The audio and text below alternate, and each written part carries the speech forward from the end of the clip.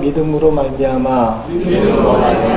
믿음으로 말미암아. 믿음이라는 글자를 가슴에 새기고 내가 믿음이 있는가 살펴볼 수 있길 바랍니다.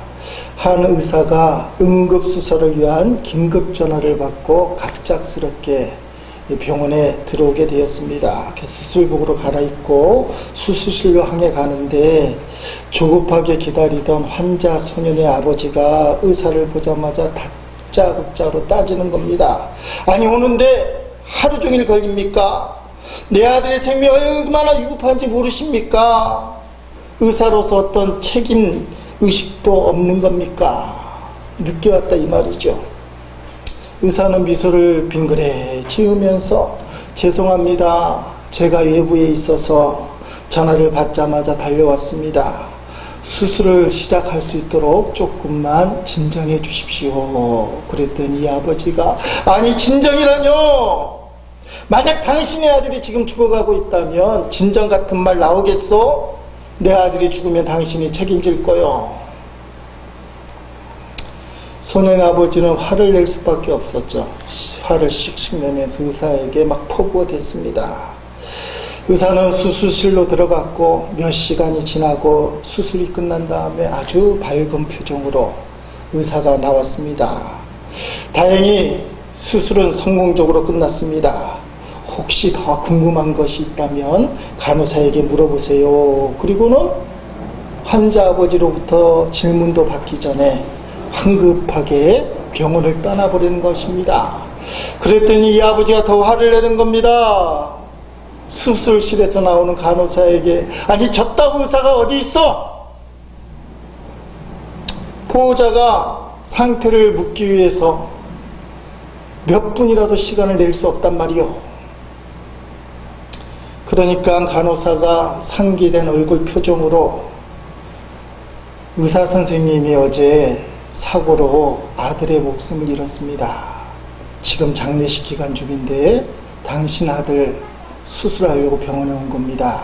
그리고 수술이 잘 끝났기 때문에 황급하게 장례식을 마무리 짓기 위해서 지금 장례식장에 가신 겁니다. 그 자신 아들이 죽었는데 장례식 중에도 위급한 환자가 왔다기에 병원에 다시 와서 수술을 하는 거예요. 그러니까 수술을 받은 환자의 아버지가 할 말이 없는 거예요. 여러분, 상대방의 입장이 되어보지 못하면 그 사람이 왜 그런지 잘 알지 못해요.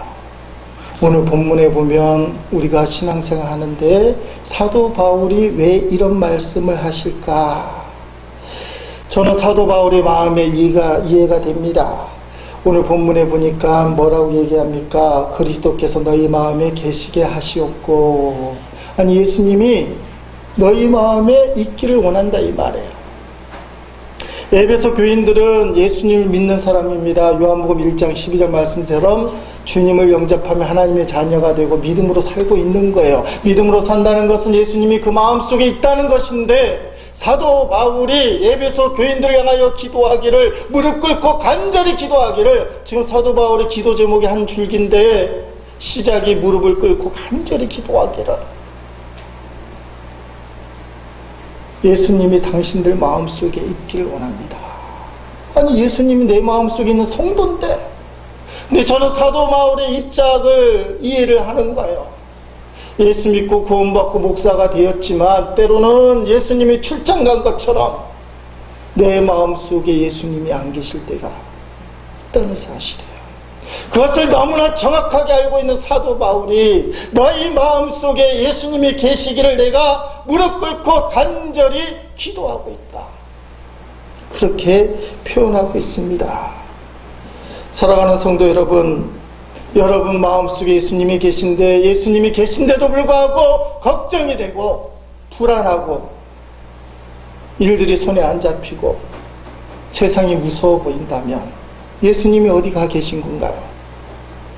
만약에 여러분 속에 예수님이 있다고 믿지만 실제로는 예수님이 없는 것처럼 느껴진다면 사도 바울의 기도 소리에 귀를 기울여야 돼요.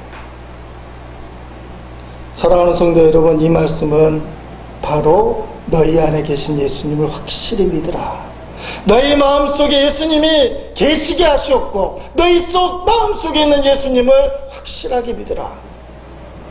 사도 바울이 기도를 통해서 우리에게 그렇게 권면하고 있는 것입니다. 여러분, 지난 주일 설교 제목이 기억나십니까? 지난 주일 참석하지 못한 분도 계시긴 한데 설교 제목이 뭐였죠? 에베소서 3장 16절 말씀을 중심으로 한번 해봅니다. 시작. 속사람을 강건하게 하옵시고, 따라합시다. 속사람을 강건하게 하옵시고. 그래야 목사가 설교할 맛이 나잖아요. 자꾸 잊어버려야 똑같은 설교를 또 해도 새롭게 들리는 은혜가 임하는 거죠. 속사람을 강건하게. 속사람이란 게 무슨 뜻이라고 그랬어요? 앞에 1번에 나오는데 읽어봅니다. 시작. 예수님을 주인으로 모시는 강한 마음. 성경에 세 군데 뺏기 기록이 되지 않았는데 여기 속사람이라는 것은 예수님을 주인으로 모시려고 하는 강한 마음이다. 예수님 내 마음속에 주인으로 임하여 주옵소서. 그러면 속사람을 능력으로 강건하게 하옵시며, 속사람을 능력으로 강건하게 하옵시며, 이거는 어떻게 풀어서 말씀을 드렸습니까? 2번 말씀인데 읽습니다. 예수님을 주인으로 모시려는 강한 마음을 활짝 열게 하시오며. 마음을 활짝 열라는 것입니다. 여러분, 예수님이 한 번만 내 안에 계시고 어떤 때는 나가 계시면 안 돼요. 예수님은 늘 언제나 지속적으로 내 마음속에 계셔야 돼요. 여러분 마음속에 예수님이 계속 계셔야 된다는 겁니다. 그래서 마지막 때에 가면 예수님을 믿는 성도들 사이에 예수님이 그 속에 없기 때문에 예수님이 라오디게아 교회를 향하여 이렇게 말씀하시는 장면이 있어요. 요한계시록 3장 20절 말씀 읽어보십니다. 볼지어다 내가 문 밖에 서서 두드리려니 누구든지 내 음성을 듣고 문을 열면 내가 그에게로 들어가 그와 더불어 먹고 그는 나와 더불어 먹으리라. 아멘. 라오디게아 교회 성도들에게 얘기하는 거예요. 예수님이 문을 두드리라는 거예요. 우리 예수님이 생명도 주시고 복도 주시고 삶도 주시고 건강도 주시는데 하지 못하는 건 우리 마음속에 들어오는 거예요. 마음에 놓고만 하지 문을 열려고 하는 의지는 우리에게 달려있고 문을 열려는 결정은 여러분이 하는 거예요. 그것만큼은 주님이 뭐라 할 수가 없어요. 여러분 오늘 본문에 보니까 그것을 믿음이라고 얘기해요. 믿음으로 말미암아 문을 열어야 된다. 에베소 3장 17절 전반부 같이 읽어봅니다. 믿음으로 말미암아 그리스도께서 너희 마음에 계시게 하시옵고. 아멘. 믿음으로 말미암아 그리스도 예수께서 너희 마음에 계시게 한다. 마음속에 계시게 하는 기본 원인이 무엇이냐? 믿음이라는 거예요. 믿음. 그래서 믿음이 있는 사람은 어떤 삶을 사느냐? 사랑이 풍성한 삶을 살게 돼요. 17절 후반절 말씀 읽습니다. 너희가 사랑 가운데서 뿌리가 박히고 터가 굳어져서. 아멘. 자, 믿음이 풍성하면 사랑이 풍성한 사람이에요. 따라합시다. 믿음이 있으면 사랑이 따라온다. 믿음이 있는데도 사랑이 따라오지는 않는 것은 아직 성숙하지 않았어요. 저도 성숙하지 않을 때 보니까 하나님을 분명히 믿는데 마음이 답답해요. 가족들이 내 마음대로 안 움직여주고 교인들이 내 마음대로 안 움직여주니까 답답해요. 그러니까 막 화가 나는 거예요. 닥달거리기도 하고 불평하기도 하고 아니 아무개 집사는 왜 그래? 그런 소리가 막 나오는 거예요. 믿음이 안 익어서 그래요. 믿음이 있게 되면 따라합시다. 감사합니다. 감사부터 사랑이 시작되는 거예요. 그 사람을 인정하는 거예요. 남편을 보면서 감사합니다. 그럼 이제 사랑하기 시작해요. 자녀를 보면서 감사합니다. 자, 남편들만 해봅니다. 아내를 딱 앞에 놓고 감사합니다. 시작. 감사합니다. 안 하는 분은 도대체 뭐고 총각은 왜 하는데? 부인을 놓고 감사합니다. 한국 사람들은 사랑합니다 말이 안 나오니까 감사합니다 붙어야 돼. 부인들은 남편을 떠올리면서 감사합니다. 시작. 네, 할렐루야. 우리 사모님이 제일 크게 해서 감사합니다. 자, 자식들 놓고 한번 해봅니다. 시작. 감사합니다. 감사해야 사랑이 돼요. 여러분, 사랑 가운데서 뿌리가 박히고 터가 굳어지게 됐어요. 믿음이 성숙하면. 그래서 성경은 어떤 상황이 놓여 있어도 감사하라 그리고 사랑하게 되어진다. 여러분, 데살로니가 5장 16절, 17절, 18절 말씀에 사랑이 없어요. 항상 기뻐하라, 쉬지 말고 기도하라, 범사에 감사하라, 이는 그리스도 예수에서 너희를 향하신 하나님의 뜻이다. 아니, 사랑이 없어요. 근데 이게 뭉그러지면 사랑이에요.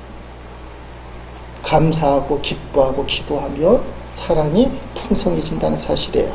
자, 오늘은 우리가 예수님을 영접할 때부터 믿음이 생겼는데 이 믿음이 일마다 때마다 사건마다 있어야 된다는 거예요.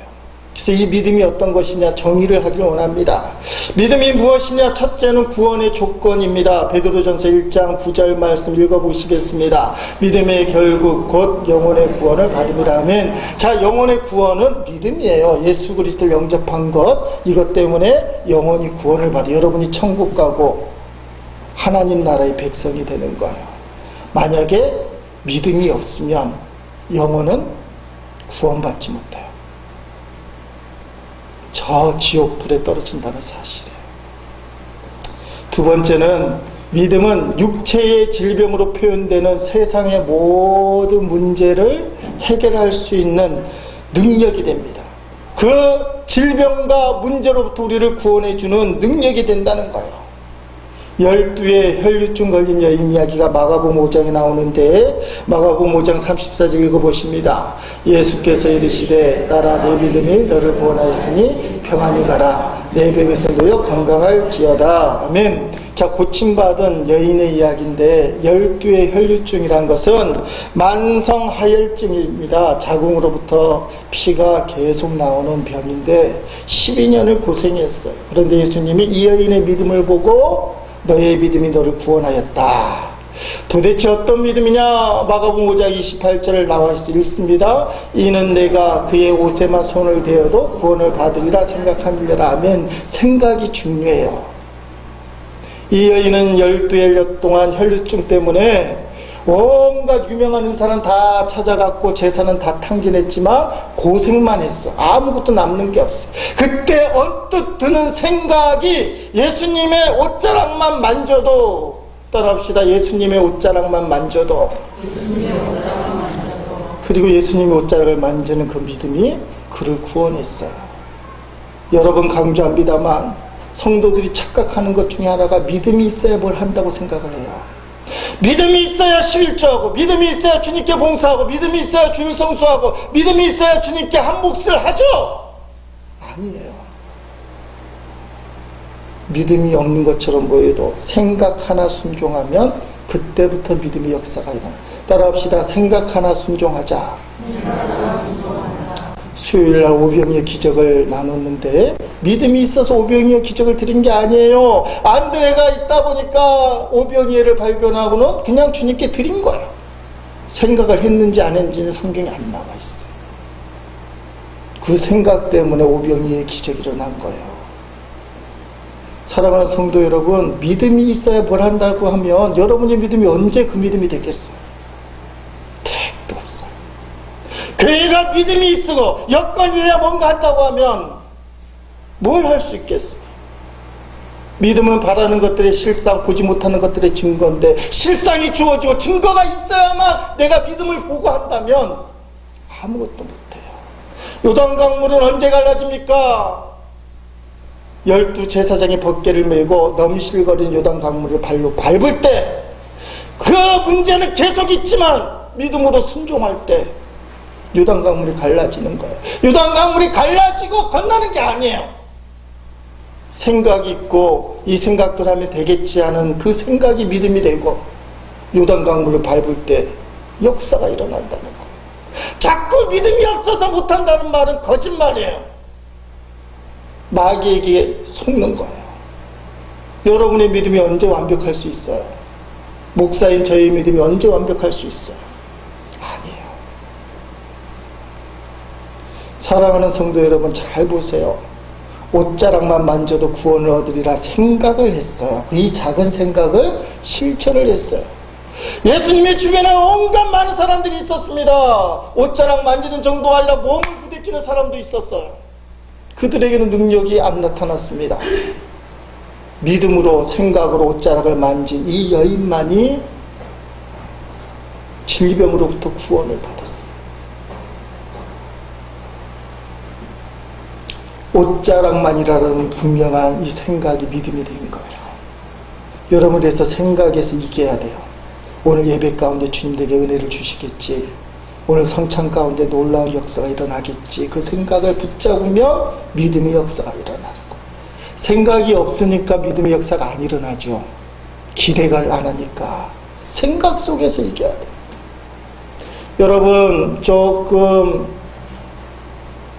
어떻게 보면 위험한 말이긴 하지만 교회는 예수님의 몸이에요. 교회의 머리는 예수님이에요. 이 예배당도 어떻게 보면 예수님의 몸이라 할 수 있어요. 신학적으로는 공동체, 저와 여러분 예수님의 지체이지만 이 예배당을 예수님의 몸으로 생각한다면 여러분이 지금 옷자락 속에 들어와 있다 이 말이에요. 예수님 주변에 12제자만 아니라 수많은 사람이 스쳐 지나갑니다. 몸이 부대끼는 사람도 있어요. 이 예배당 안에 수많은 사람들이 예수님과 부대끼고 있어요. 그러나 누가 역사를 맛볼 수 있겠습니까? 옷자락만 만져도 내 문제가 해결되리라. 내가 찬양 가운데 주님을 만나면 문제가 해결되리라.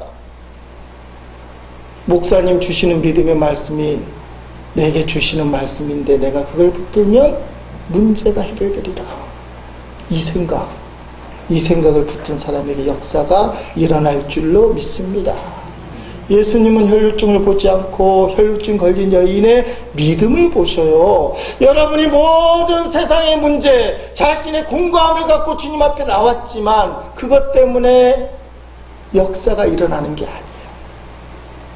그걸 붙들고 나온 믿음 때문에 예수님이 해결해 주실 줄로 믿습니다는 믿음 때문에 역사가 일어나요. 문제만 가져오는 것으로 끝나지 말고 문제를 주님께 맡기는, 옷자락이라도 만지면 내 문제 해결됩니다라는 기대와 생각이 믿음의 역사를 가져오는 거예요. 믿음이 역사를 일으키는 중요한 열쇠입니다. 요한일서 5장 4절 말씀 이렇게 얘기합니다. 읽어보십니다. 무릇 하나님께로부터 난 자마다 세상을 이기느니라. 우리의 믿음이니라 하면 세상을 이기는 것은 우리의 믿음이에요. 그 믿음의 시작은 생각이에요. 기대예요. 조그마한 생각, 조그마한 기대가 믿음의 역사를 일으켜요. 믿음은 하나님을 기쁘시게 하는 거예요. 히브리서 11장 6절 말씀 읽습니다. 믿음이 없이는 하나님을 기쁘시게 하지 못하느니 하나님께 나아가는 자는 반드시 그가 계신 것과 또한 그가 자기를 찾는 자들에게 상 주시심을 믿어야 할지니라. 아멘. 이거는 지난 송구영신 예배 때 여러분들 다 축복 기도하고 보낸 다음에 우리 집 가정도 축복 기도한 다음에 제가 싹 뽑으니까 이 말씀이 딱 뽑혔어요. 2013년도에는 히브리서 11장 6절 말씀. 자, 믿음이라는 두 가지 특징을 얘기합니다. 하나님이 살아계신가? 하나님께 나아가는 자는 뭘 줘요? 상을 주신다. 하나님은 죽은 하나님이 아니라 시퍼렇게 눈을 부릅뜨고 지금도 우리를 보시는 하나님. 이렇게 얘기해도 하나도 기죽지 않는 사람들이 대단하신 분들이에요. 여러분들이 잘못한 거 다 알고 있다니까. 별로 요동치도 않고. 하나님은 눈을 부릅뜨고 시퍼렇게 살아요. 따라합시다. 시퍼렇게 살아도 자는 분은 도대체 누군데? 시퍼렇게 살아계셔. 그리고 하나님께 나가는 자는 어떤 모양과 관계없이 졸더라도 때로는 불신앙으로 가더라도 조건이 없어요. 하나님께 나아가는 자는 반드시 상을 주신다.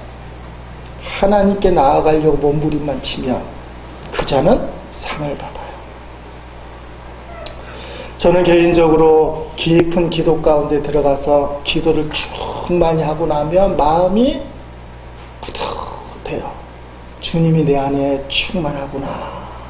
그게 상이에요. 몸이 약하고 마음이 안 좋고 감정이 상하고 환경이 안 좋을 때도 주여 믿습니다 하고는 열심히 최선을 다해 성령 충만이 아니라 있는 능력을 다해 일단 몸부림을 치는 거예요. 그러면 어느 순간에 성령님이 나를 다스려서 예배를 잘 인도하게 해주셔요.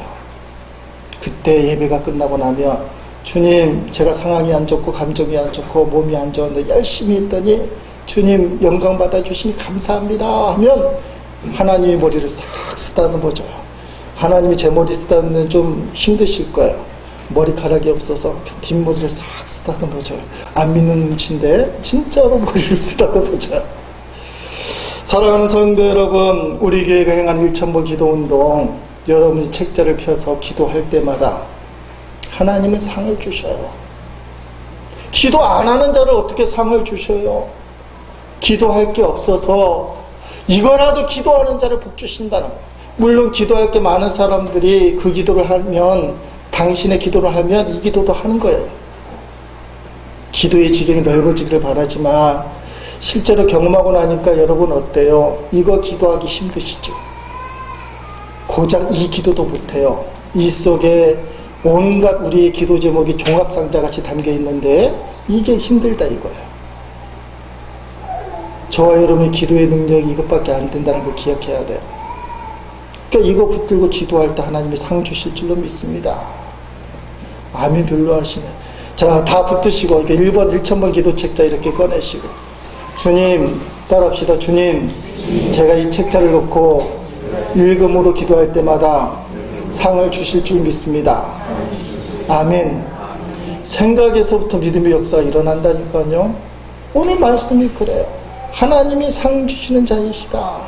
성경을 필사하는 것도 상 주실 줄로 믿습니다. 아멘 별로 안 하시네. 따라합시다. 성경 필사도 큰 상을 주시리라. 저도 이미 상을 받은 것 같아요. 저도 글씨 쓰는 게 무진장 힘든 사람이에요. 어떤 분이 컴퓨터로 키보드로 치면 안 돼요. 그 마음이 너무 감동이 되는 거예요. 그랬으면 좋겠다. 저는 우리 누님이 그러시더라고. 우재야, 글씨 좀 알아보게 좀 쓰자. 핀잔을 주는 거야. 어느 날은 제 글씨를 읽는데 모르겠어요. 이거 뭐라고 썼지? 날려서 쓰는 바람에 대충 감으로만 읽네. 근데 저보고 요한계시록을 쓰라는 거예요. 가만히 생각하니까 요한계시록을 여러분이 쓰면 이해도 못하잖아. 근데 제가 요한계시록을 마스터를 했으니까 완전히 마스터는 한 건 하지만 감은 잡고 있기 때문에 요한계시록은 내가 써야 되겠다 해서 쓰기 시작했어요.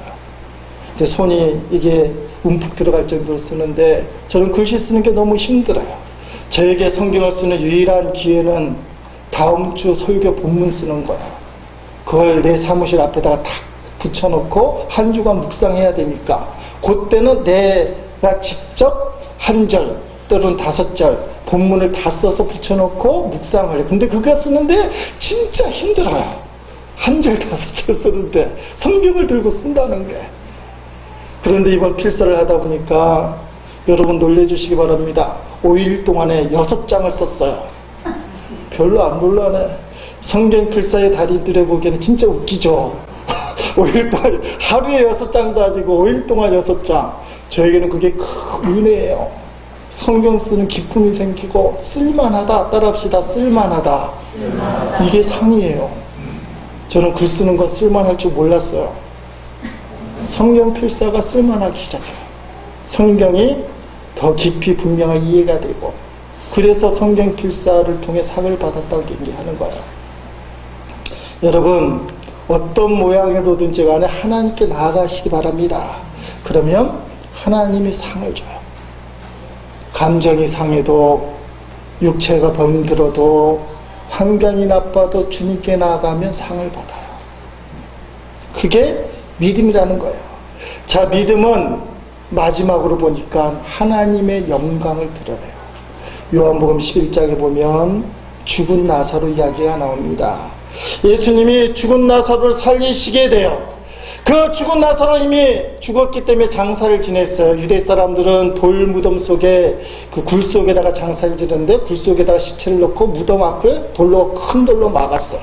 예수님이 그 나사로를 살려내기 위하여 돌문을 옮겨놓으라 그랬더니 누이 마르다가 하는 말이 주여 죽은 지가 이미 나흘이 되었음에 벌써 냄새가 나나이다. 제 이 말씀은 중요한 말씀이니까 요한복음 11장 39절 읽어보십니다. 예수께서 이르시되 돌을 옮겨놓으라 하시니 그 죽은 자의 누이 마르다가 이르되 주여 죽은 지가 나흘이 되었음에 벌써 냄새가 나나이다. 이게 무슨 말이에요? 뭐하러 돌을 옮겨놓습니까? 이미 끝이 났습니다. 예수님이라고 해도 뾰족한 수가 없습니다. 이거는 끝입니다. 불신앙의 고백이에요. 그랬더니 예수님이 네가 믿으면 하나님의 영광을 보리라. 이 예수님의 말씀에 생각을 바꿨어요. 돌을 옮겨 놓았어요. 그랬더니 하나님의 영광을 봤어요. 어떤 영광입니까? 시체가 돼서 꽁꽁 묶여있었던, 배에 꽁꽁 묶여있던 나사로가 강시처럼 톡톡톡 튀어나오는 거예요. 숨을 쉬는 거예요. 말을 하는 거예요. 얘들아 이것 좀 풀어줘. 죽은 지 사흘이 지나 냄새가 요동치는 그 시체가 살아나는 거예요. 그게 하나님의 영광이에요. 사랑하는 성도 여러분, 주의 영광을 보기 위해서는 믿음이 필요한데 그 믿음에는 반드시 불신의 돌을 옮겨놔야 돼요. 여러분 생각 속에 박혀있는 전혀 움직이지 않을 것 같은 그 불신의 돌을 옮겨놔야 돼요. 그래야 주님이 역사하시고 영광을 볼 수 있어요. 여러분에게 있는 불신의 돌을 옮겨놓기를 주의 이름으로 축원드립니다. 어떻게 옮겨놓을 거냐? 사람이 힘으로 할 수 없으니까 하나님이 해주십시오. 기도밖에 없어요. 불신의 돌을 옮기는 첫 번째 발걸음은 기도예요. 지난 월요일 날에 거창에 있는 우리 친구 목사 여승훈 목사가 완대리 교회에 새성전 입당 예배를 드렸어요. 그 새성전 입당 예배는 참 기억에 남을 만한 예배당입니다. 감리교회에서 두 번째 한옥 예배당을 졌어요. 흙집 말고 완전히 한옥으로. 거기 보니까 32평 예배당에 28평 사택을 짓는데 3년이 걸렸어요. 4억 3천만 원이 들었어요. 그냥 일반으로 지으면 몇 개월, 건축비도 3분의 1도 안 들 거예요. 그런데 한옥을 고집하는 바람에 그 농촌교회 미자립교회에서 성도도 없는데 3년 동안 목수 하나랑 목사님이랑 사모님이랑 3년을 거기 붙들면서 4억 3천을 동원해서 한옥 예배당을 멋있게 지었어요. 너무나 멋있게 지어서 참여한 사람들 이거 펜션 아닙니까? 이거 빌려주는 거 아닙니까? 할 정도로 진짜 잘 지었어요. 어떻게 졌느냐? 돈이 10원도 없는 미자립교회 농촌교회에서 어떻게 졌느냐? 여승훈 목사 하는 말이 기도로 졌다는 겁니다. 21일 금식 기도를 3번을 했어요. 그리고는 4억 3천짜리 한옥 예배당 그것을 만들어냈어요. 그 예배 드리는데 결국 마지막에는 여승훈 목사님이 울먹울먹거리는 거예요. 지난날 3년간의 모습이 떠오르는 거예요. 옛날 저 본교회는 초라한 조립식 건물 그대로 있고 지금 언덕 위에 멋있는 한옥 예배당을 완공하고 이제 입당 예배를 드리는데 친구들끼리 모였으니까 하는 말이 야 나는 이 예배당 보기도 싫어. 지긋지긋하게 고생을 했으니까 보기도 싫다는 거예요. 마지막에 공로패를 드렸습니다. 1억 5천 헌금한 사람도 있고 어떤 사람이 1억 5천이 그냥 헌금하는 게 되나봐요. 서울에 있는 모교회 군사님은 얼마씩 이렇게 헌금하신 분들 공로패를 주는데 마지막에는 공로패 없는 공로 가장 큰 공로자가 누구냐 여목사가 소개를 시켜주는데 자기 집사람이래요. 자기는 일 있으면 나갔다 오고 21일 금식 3번이나 하긴 했지만 사모님은 3년 동안 공사장 모든 인부들 밥을 해댔다는 거예요. 꼼짝없이. 그래서 팔목이 두꺼워졌대요. 그 이야기 들으면서 우리 집사람 팔목도 엄청 두꺼운데 그 생각을 좀 했어요. 밥 해주려라 그런가. 눈물이 뚝뚝뚝뚝 나는 거예요. 여러분, 우리 교회도 건축을 해봤지만, 아무도 없는 땅에 건축을 해봤지만, 그걸 아는 사람은 그 눈물을 알아요. 사모님이 그 앞에 멋쩍게 서 있지만, 그 상기된 얼굴 속에 담겨있는 3년 동안의 그 노력들을 했습니다. 어려운 결단을 하고, 쳐다보기에도 지긋지긋할 만큼 고생 가운데 끝내는 하나님의 영광을 위하여 한옥 예배당을 만들어냈어요. 왜 20일을 금식기도 했냐 했더니 기도하면 주니까. 따라합시다. 기도하면 주니까. 아주 간단해요. 꽉 막혔으면 20일을 금식하면 주시더라고요. 그래서 3번이나 했대요. 하나님이 3번 하게 만드십니다. 하나님은 지금도 시퍼렇게 살아계십니다. 그 하나님은 저와 여러분의 하나님이에요. 믿음으로 하나님께 나아가는 자는 하나님 반드시 상을 주시고 영광을 보여주십니다. 그러기 위해서 우리에게 불신의 돌을 옮겨놔야 돼요. 기도 시작이에요. 어떤 표현으로든지 간에 주님 앞에 기도하는 종들. 그래서 믿음의 역사, 주님이 내 마음속에 확실히 계신 것을 보여줄 수 있는 저 여러분 될 수 있기를 주의 이름으로 축복합니다.